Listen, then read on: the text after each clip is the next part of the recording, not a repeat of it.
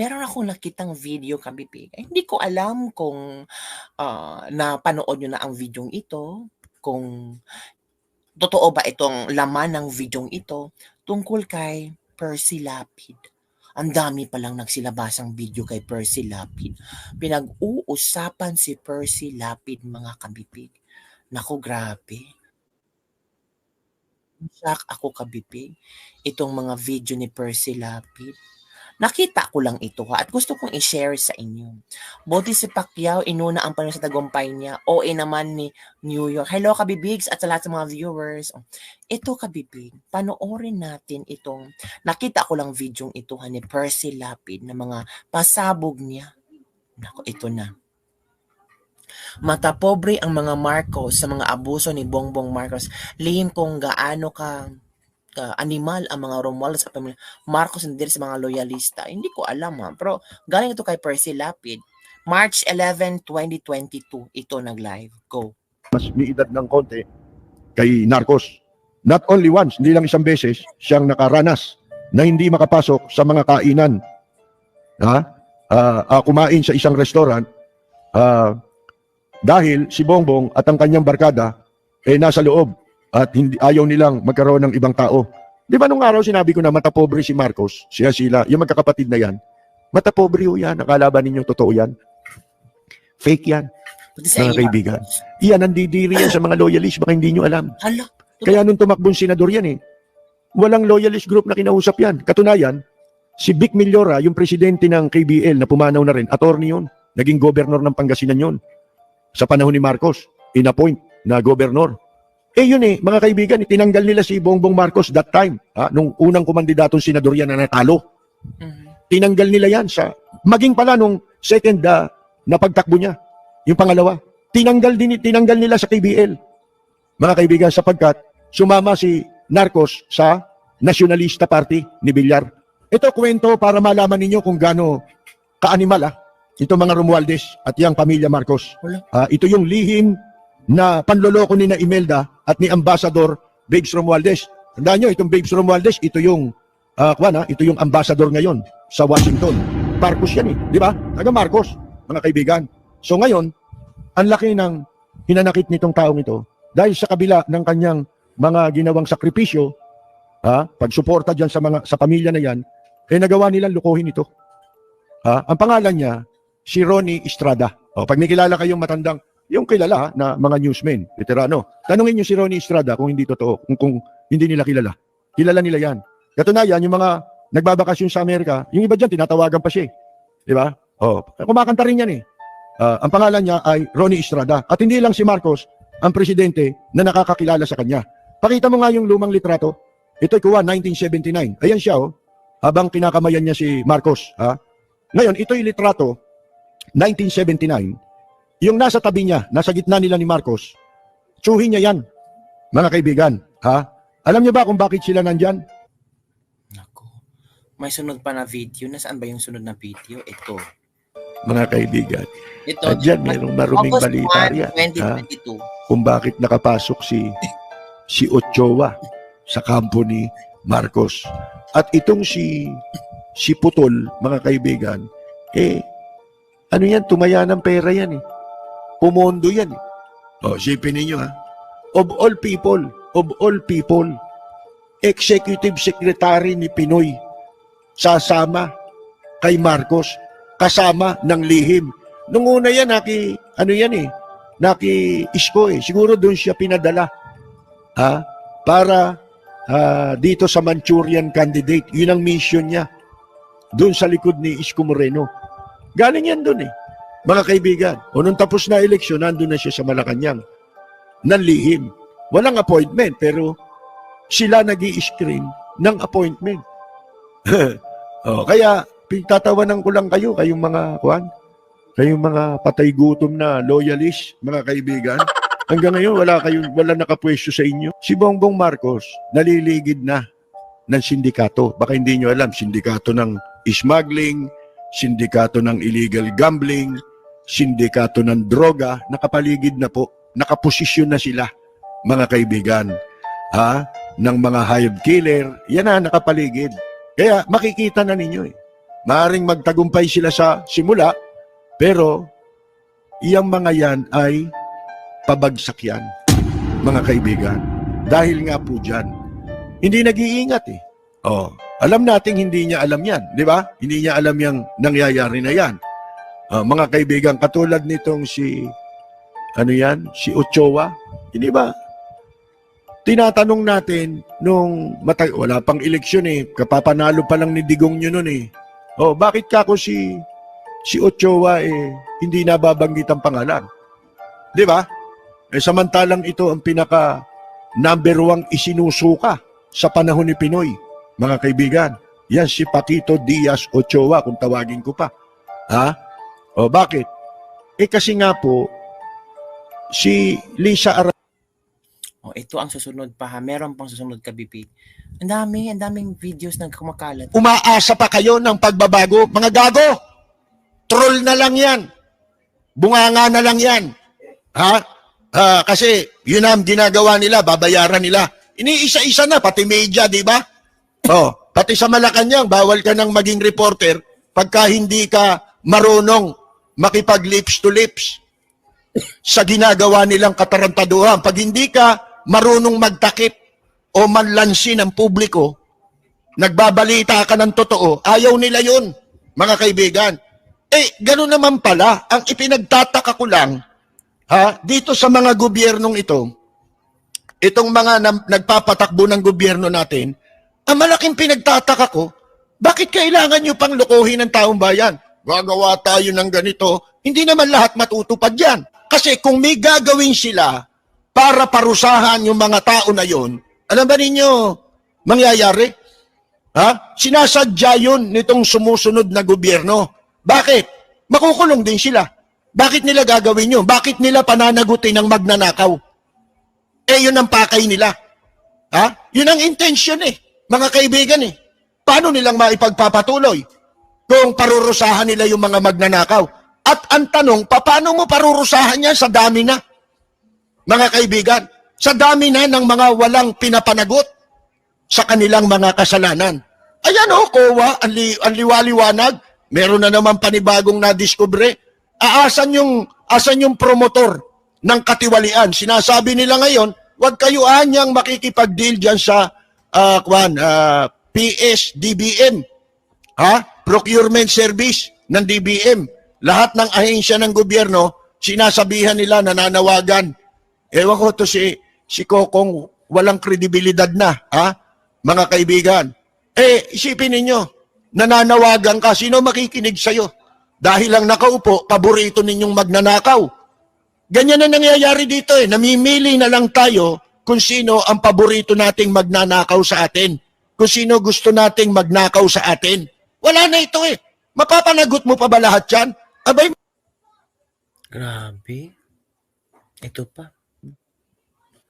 Saan ba tinatanong mo? Sa cocaine. Pinakamahabang karanasan sa pagsinghot ng droga. Ba't di mo sinama yun? Sana sinama mo. Sino ba ang may pinakamahabang karanasan sa pagsinghot ng droga? Mga kaibigan, sabi niya, 4 na terminong gobernador. Naging 4 daw terminong gobernador. 1 terminong kongresista. 1 terminong senador. Si Bongbong Marcos.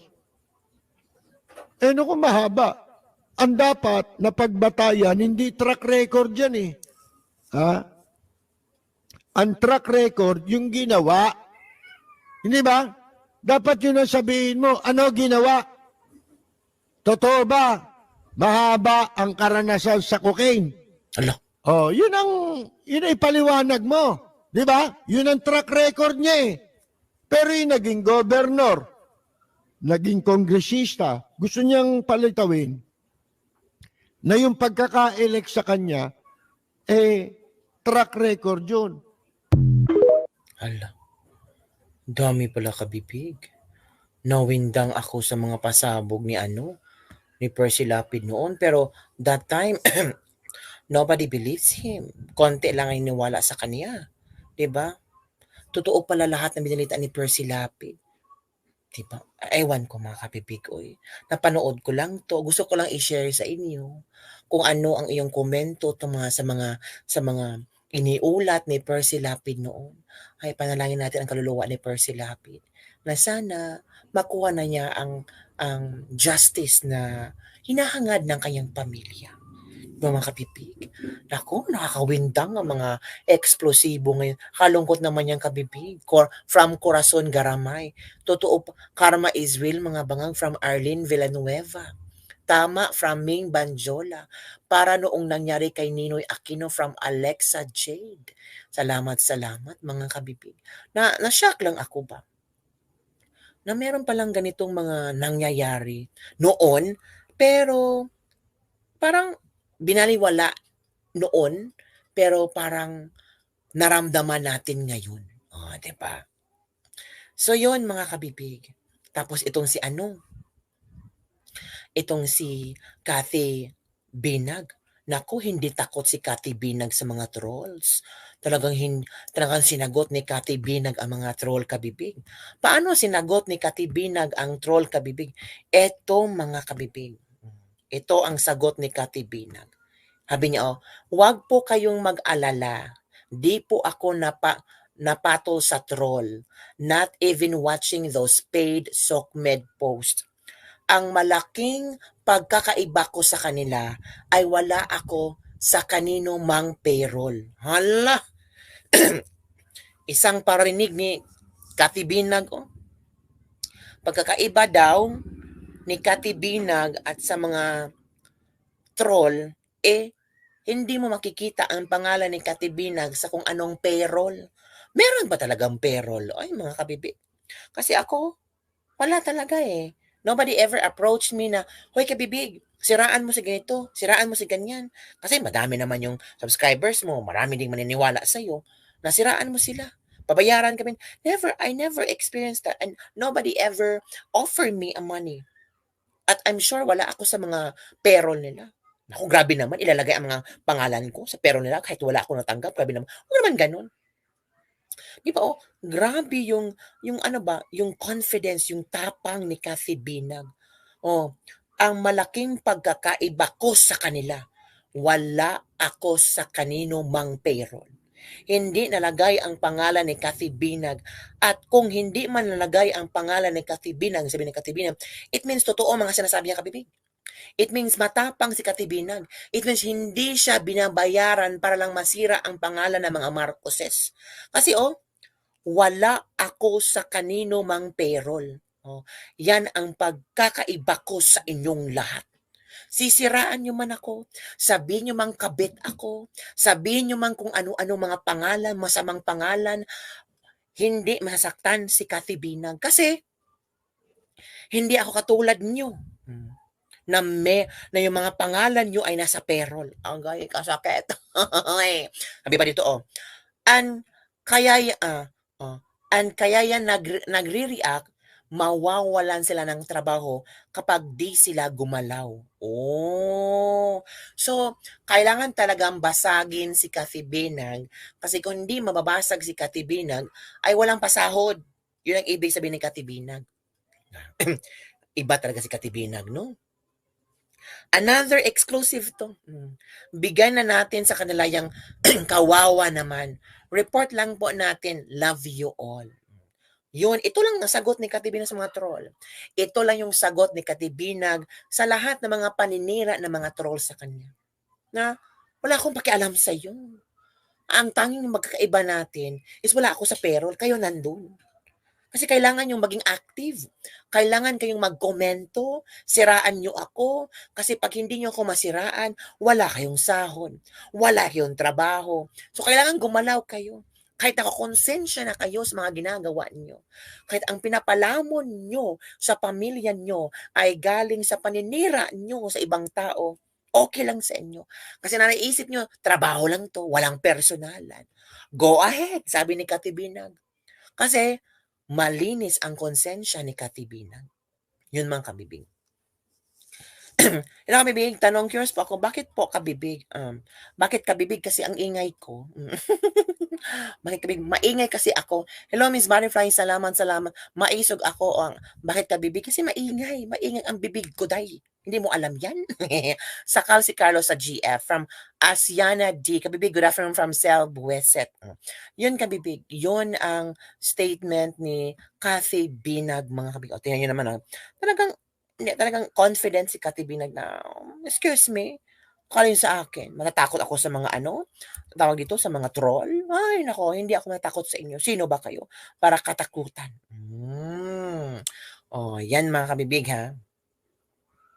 Yan ang komento sa nila kay ni Cathy Binag. Hindi takot si Cathy Binag sa inyo, oy. Excuse me, sino ba kayo? Ay nako kabibig. 'Di ba? So, ano pa ang ating pag-uusapan? Kasi magwa 1 hour tayo, dapat 1 hour talaga. Ano pa ba? Itong kabibig, itong ano ba? Ilagay muna. Ito pa. Wait muna, later on pag-usapan natin si Harry Roque. Itong si Bato kahapon yata. Oo, mga kabibig. Para bang mga later na kabibig ha. Hala, sana keep the job po sa maisog. Ako sa Senado iyak yan si Cathy, host. Sabi ni Mabuhay. Shout out naman dyan kabibig from Mary Jane Galang. Kung iiyak si Cathy Binag, depende na sa kanya kasi hindi naman natin kontrolado ang kanyang damdamin. Hindi naman natin kontrolado ang kanyang nararamdaman, 'di ba? Kung iiyak siya because she wanted to express her opinion and emotions para mailabas lahat ng mga tinatago niyang sikreto, ganun ang buhay, 'di ba? Ganun talaga, wala tayong magagawa. 'Di ba, mga kabibig?